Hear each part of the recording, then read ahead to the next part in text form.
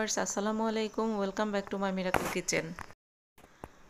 আমি দই ইলিশ রেসিপিটি আজকে আপনাদের সাথে শেয়ার করব। আর এই দই ইলিশ রেসিপিটি অনেকেই পারেন, অনেকে অনেকভাবে করে থাকেন, কিন্তু আমি করব খুব সহজভাবে উপস্থাপন করব আপনাদের সাথে, সেটা আপনারা দেখলেই বুঝতে পারবেন।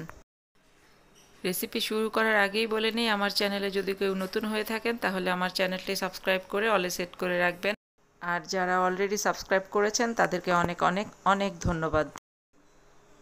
তাহলে চলুন দেখে নেই দই ইলিশ আমি কিভাবে রান্না করি। আমি এখানে কাঁটা চামচ দিয়ে খুব মিহি করে ফেটানো 2 কাপ টক দই নিলাম। খেয়াল রাখবেন দইটা যেন খুব ভালো করে ফেটানো থাকে। আর তারপর আমি হাফ কাপ পরিমাণ পেঁয়াজ বাটা দিয়ে দিলাম। আর এরপর আমি এখানে 1 চা চামচ আদা বাটা আর 1 চা চামচ রসুন বাটা দিয়ে দিলাম। এরপর আমি এখানে দিলাম 1 চা চামচ হলুদ গুঁড়া, 1 চা চামচ মরিচ গুঁড়া আর 1 চা চামচ জিরা গুঁড়া। এখন দিলাম এখানে 1 চা চামচ চিনি। এই চিনিটা আপনারা না চাইলে নাও দিতে পারেন, কিন্তু দিলে টেস্ট খুব বাড়ে। আর এরপর দিলাম স্বাদ মতো লবণ। আর এখন দিয়ে দেব আমি সমপরিমাণ সয়াবিন তেল ও সরষের তেল মিশিয়ে হাফ কাপ পরিমাণ। আর এটা হবে মেজারমেন্ট কাপের হাফ কাপ পরিমাণ। আর এখন এর মধ্যে আমি সামান্য পরিমাণে পানি দিয়ে দেব। তারপর একটি চামচ দিয়ে খুব ভালোভাবে মিশিয়ে নিব। মশলাগুলো খুব ভালোভাবে মেশানো হয়ে গেছে।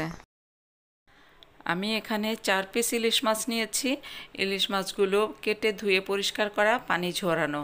এগুলো এখন মশলার মধ্যে দিয়ে দেব। তারপর ঢেকে রেখে দেব 10 থেকে 15 মিনিটের জন্য। 10 থেকে 15 মিনিট পর ফিরে আসছি। প্রায় 15 মিনিট মাছগুলো ম্যারিনেট হওয়ার পর চুলায় আমি একটি ফ্রাই প্যান বসিয়েছি। আর এর মধ্যে এক এক করে মাছগুলো দিয়ে দিচ্ছি।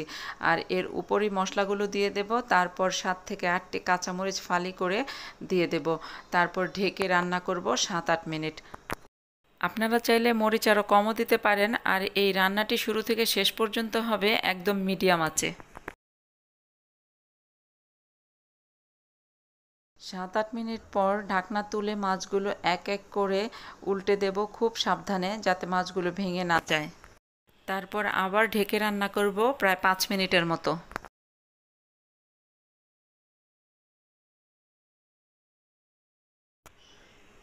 5 মিনিট পর ঢাকনা তুলে উপর থেকে 1 মুঠো পরিমাণ ধনেপাতা কুচি ছড়িয়ে দেব। তারপর ঢেকে রাখবো 2 মিনিট।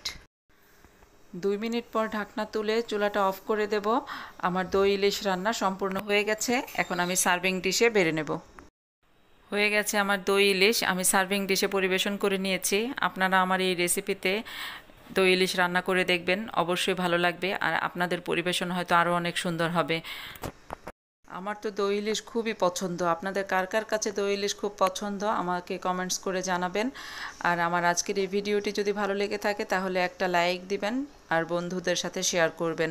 সবশেষে আবারও বলি, আমার চ্যানেলে নতুন হয়ে থাকলে আমার চ্যানেলটি সাবস্ক্রাইব করে অলে সেট করে রাখবেন। তাহলে আমি ভিডিও আপলোড দেওয়ার সাথে সাথে আপনি সবার আগে নোটিফিকেশন পেয়ে যাবেন। আবার দেখা হবে অন্য কোনো ভিডিওতে। আপনারা ভালো থাকবেন, সুস্থ থাকবেন, স্বাস্থ্যবিধি মেনে চলবেন, নিজে ভালো থাকবেন, পরিবারকে ভালো রাখবেন। আল্লাহ হাফেজ।